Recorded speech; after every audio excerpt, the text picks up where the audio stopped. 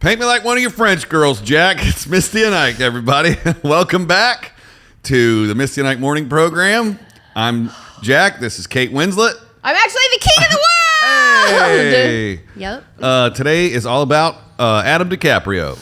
Can you explain to anybody, do you even know yourself why you call him Adam DiCaprio? Because we were doing an episode, I think it was about Titanic, I'm not sure, and I was trying to reference him, Mr. Leonardo, and I couldn't remember him, so I said Adam DiCaprio. That, you're right. And it has been stuck in my head that way ever since. So that is why today's episode is all about Mr. Leonardo DiCaprio. Leonardo DiCaprio. And now for some fancy intro times.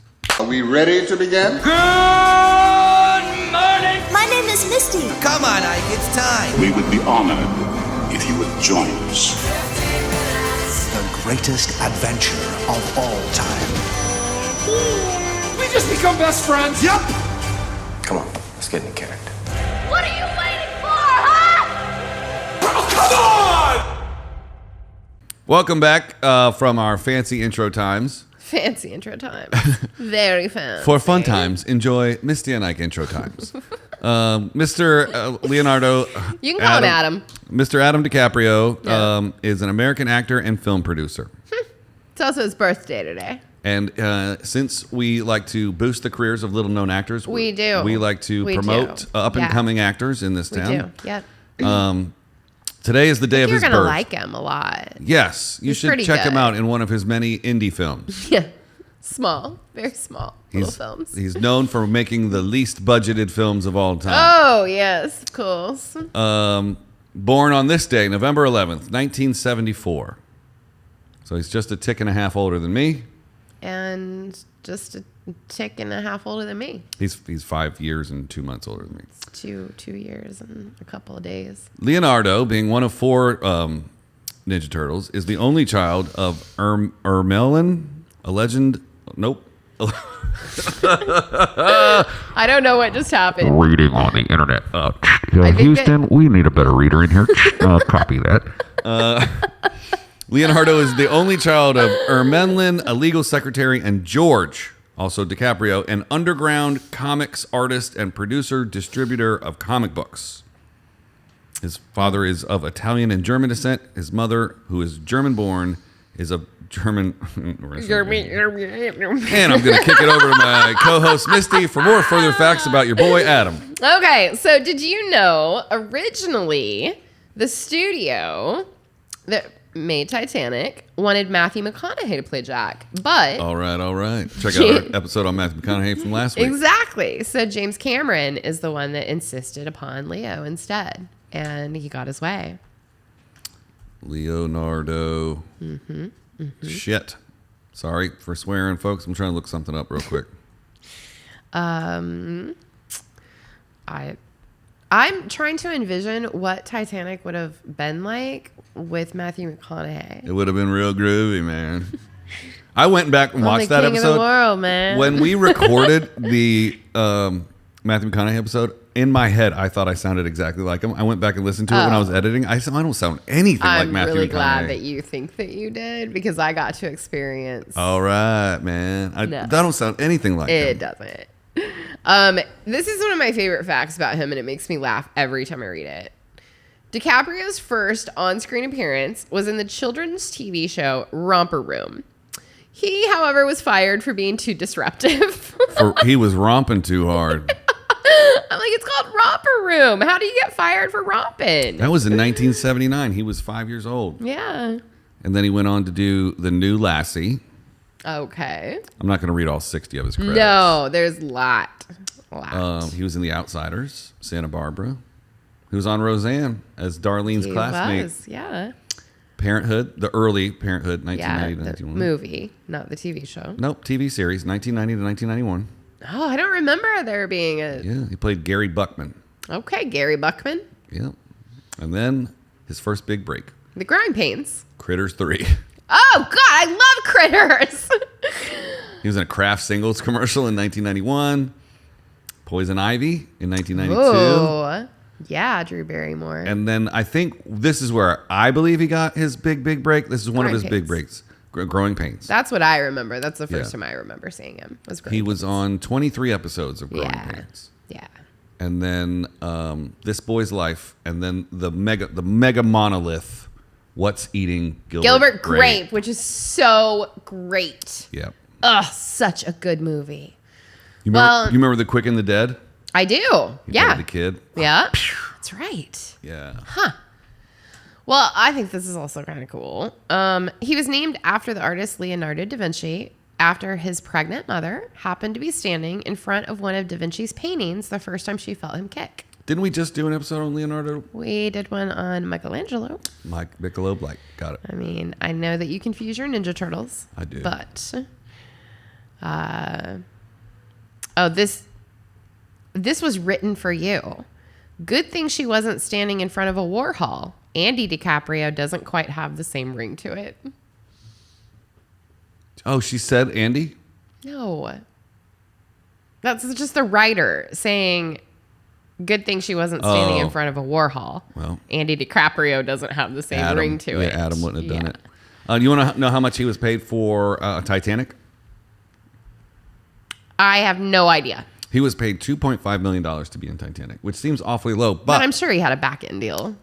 Super smart. He also Yeah. wisely negotiated for 1.8% share of gross revenue back-end points. Shit dang. After Titanic went to gross $3 billion, Yeah. that means he took home $40 million. Yeah. There you go. That's the way to do it, Andy. Andy. Here on CelebrityNetWorth.com, it said, it says his net worth is north of $260 million. Okay. But he's earned north of $300 million from salaries and back end points alone. For example, yeah. So he's made over 300, but he's spent 50 or 60 million of it, Okay. and still has about 260. Right on, million buddy. dollars left Spend over. them dollar bills. Let me hold Spend a that dollar, cheese. Leonardo. Yeah. I mean, if you have a project you would like to invest in, I know of one. Do you want to buy a podcast? Want to buy a podcast studio? Misty and Ike is for sale.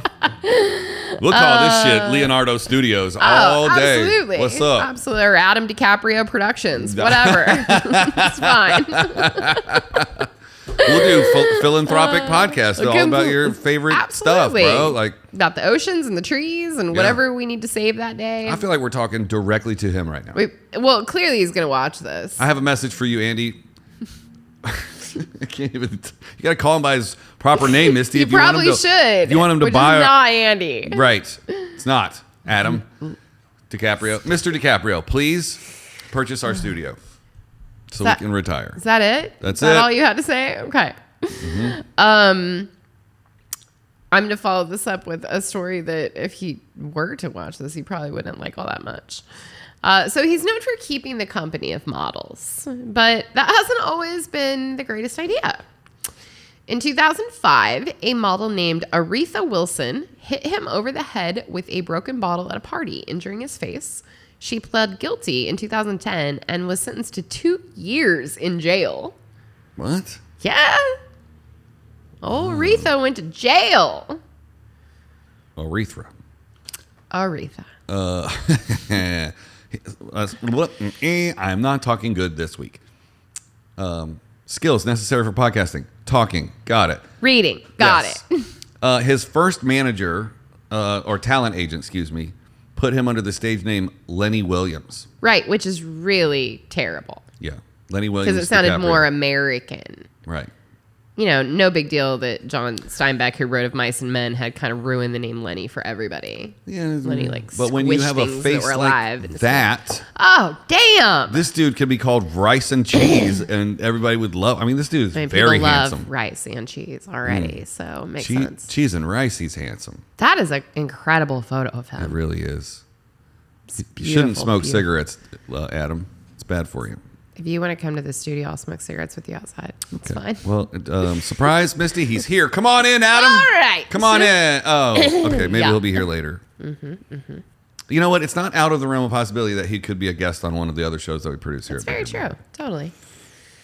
You know, he got an Academy Award in 1994 for Best Supporting Actor in his role, What's Eating Gilbert Grape? Yeah. He's the 7th youngest actor to be nominated at age 19. Well, he didn't actually win at 19. He was only nominated. Correct. That's what I said. Okay. At 19. Took 2 more decades for him to actually finally get a golden statue. Yeah, he is notoriously never get like. Well, he got it for the Reverend, right? Yes, but he doesn't get nominated as much as he should. Yeah, that's very true. It's because he kept his baby face well into his 40s.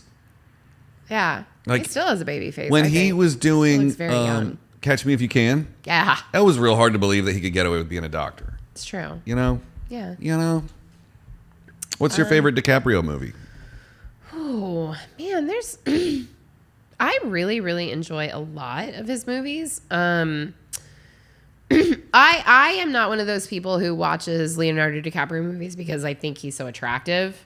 Like, to me, I think he's a really, really good actor. I'm a big fan of the movies he's done with Baz Luhrmann. The Romeo and Juliet remake that they did and The Great Gatsby, which a lot of people did not like. I was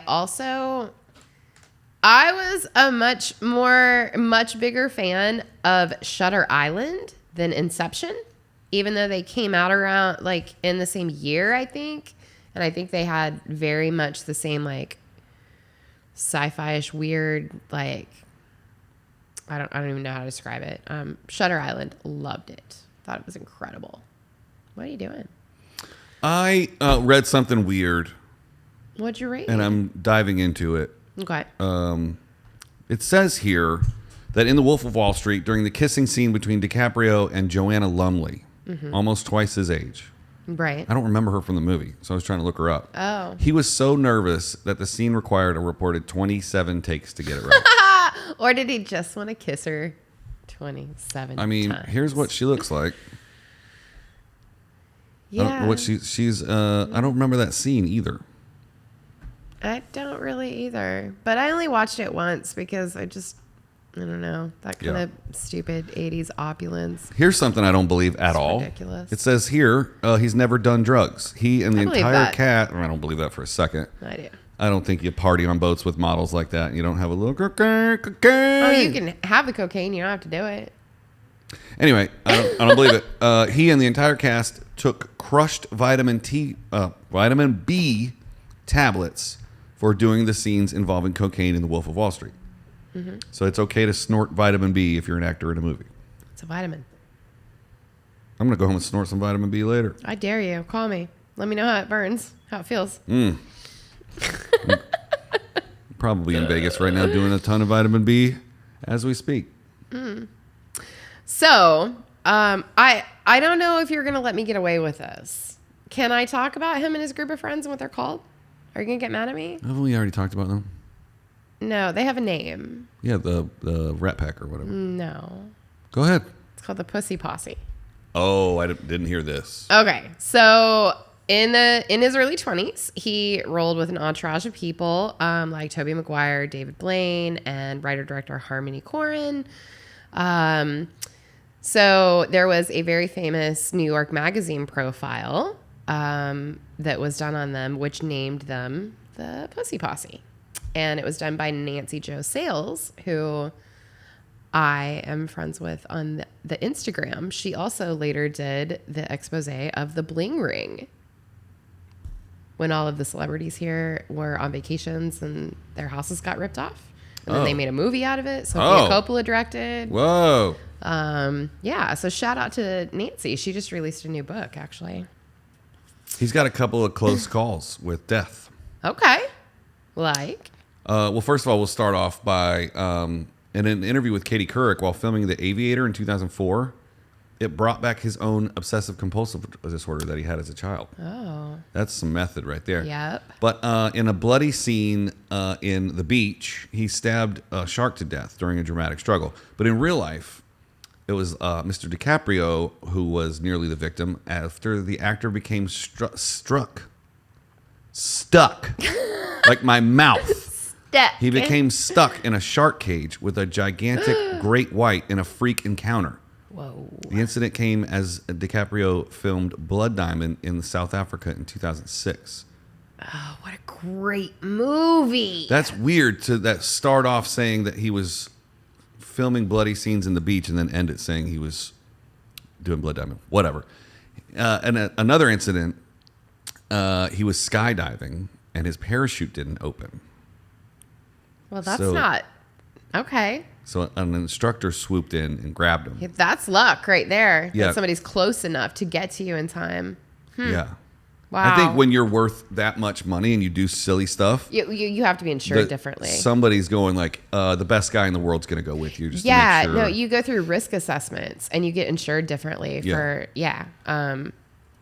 stupidly, something that really explains that very well is the movie Along Came Polly with Ben Stiller. His character is a risk assessor for the insurance companies that assesses the risk on famous people and what they should be insured for. I think this is kind of cool because you just mentioned Blood Diamond. While he was filming Blood Diamond in South Africa, he kind of adopted a South African baby girl that he met at an orphanage. Oh. He sends money once a month and talks on the phone to her on a regular basis. Wow. And has kept up that relationship since then.